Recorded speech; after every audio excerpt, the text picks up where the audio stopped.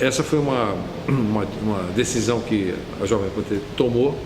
Achei que foi uma decisão correta naquele momento, porque não houve um acordo comercial e não adianta esticar a conversa aqui.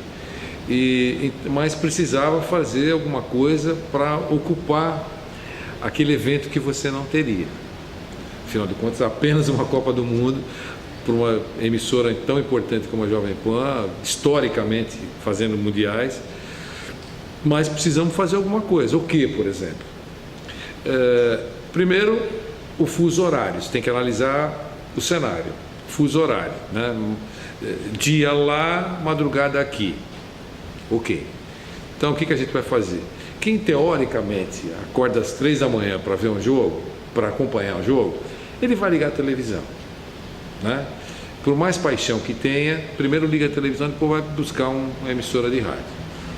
Então mas não importa, o evento tem que ser acompanhado e tem que ser coberto. A gente não tem os direitos. O que vamos fazer? Disse o seu Tuta, presidente na época da Jovem Pan. Hoje a Jovem Pan é dirigida pelo Tutinha e pelo Marcelo Carvalho. E na época, o que vamos fazer? Aí o seu Tuta teve a seguinte sacada: vamos trazer todo mundo para comentar aqui. Seu Tuta, todo mundo quem? Quem vocês acham que está, por exemplo, faltando nessa seleção? Estava faltando o Romário naquela seleção, porque houve um problema, o Romário não foi convocado. Vamos contratar o Romário. Quem mais? Todo técnico importante. Carlos Alberto Parreira, Zagallo, Emerson Leão, Vanderlei Luxemburgo, sabe? Todo mundo importante naquela época.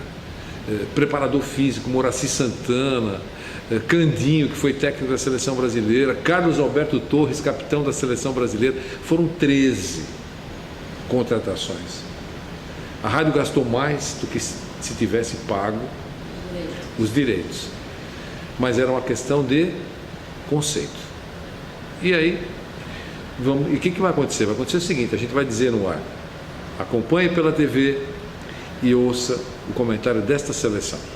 Então as pessoas começaram a ouvir, e o Romário falando do jogo, o Vanderlei Luxemburgo falando do jogo. Durante a partida, você assistia pela TV e eu via todo esse pessoal: que chute errado, hein? Por que não mandou pela direita se podia, estava sozinho, fulano na esquerda? Como se tivesse com você na sua sala, esse pessoal todo conversando. Essa foi a ideia, né?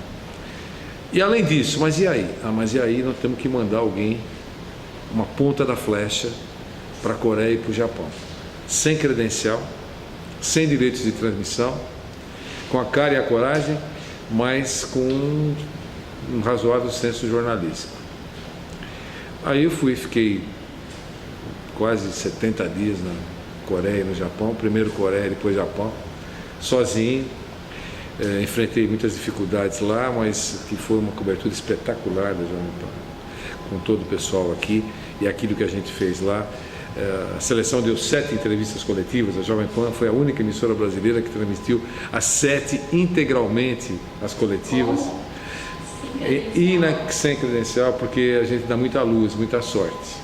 Existe um negócio na Copa do Mundo chamado território FIFA. Se você não tem direito, você não pode entrar naquele território.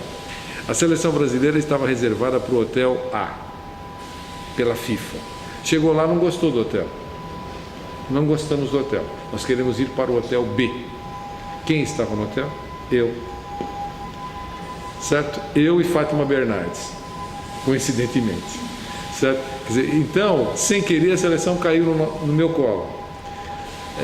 E aí todos começaram a perceber que eu tinha enormes dificuldades, mas a seleção treinava em alguns lugares que ela não gostou de treinar e foi para um outro lugar que não era mais território FIFA. Eu comecei a ter espaço. Então as coisas começaram a acontecer. E aí os próprios jogadores perceberam da dificuldade, e era muito comum, porque numa determinada madrugada, 2 horas da manhã, bateram na minha porta no quarto, eu abri o quarto na Coreia, foi por você sequestrado na Coreia. Era o Cafu e o Emerson, jogadores da seleção brasileira. Ainda o Cafu brincou, capitão, grande capitão da seleção brasileira. Bom, você não pode ir até a seleção vem até você. Foi espetacular, foi uma cobertura show. Então, eu ainda brinco, né? Eu estou contando uma história de 2002. Com o celular, eu tinha dois, parecia uma árvore de Natal, eu tinha 2 celulares pendurados no peito aqui. Não caiu uma vez a ligação.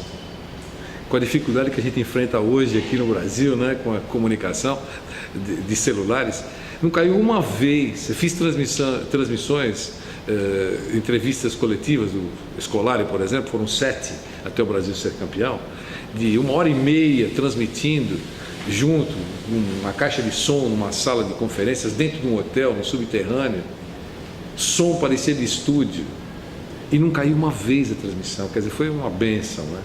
Conspirou a favor. Tudo conspirou a favor, e a transmissão era dentro do Jornal da Manhã da Jovem Pan, porque era tipo 7 da noite lá, 7 da manhã lá, 7 da noite lá, 7 da manhã aqui no Brasil, dentro do Jornal da Manhã. E o Sotuta deu sinal verde, o Vanderlei liga, entra no ar. Corta comercial, corta isso, porque ele sabia da dificuldade que eu estava tendo. Então eu não tinha que ficar esperando. Se eu liguei é porque tem que entrar no ar. E tudo funcionou. Na central técnica da PAN, a retaguarda foi espetacular, a rádio trabalhou em função daquilo que eu estava fazendo lá, né?